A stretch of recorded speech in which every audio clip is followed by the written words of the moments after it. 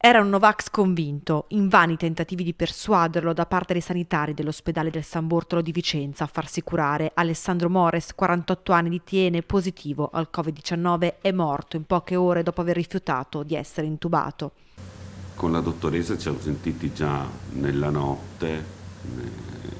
sulla situazione che si stava creando. Abbiamo convenuto in ogni caso il trasferimento in terapia intensiva data la gravità della situazione, perché la collega giustamente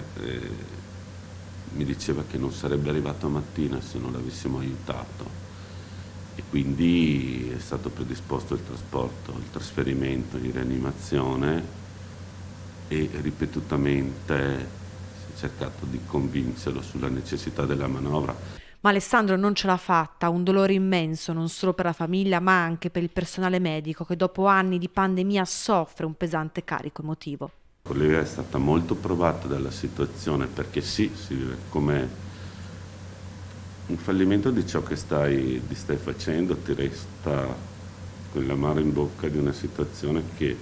forse, ne risottolineo il forse, avresti anche potuto risolvere tutti assieme con le terapie, con i supporti adeguati, e che invece se succedono queste cose non c'è scelta, non c'è strada, non c'è un'opportunità, anche se minima,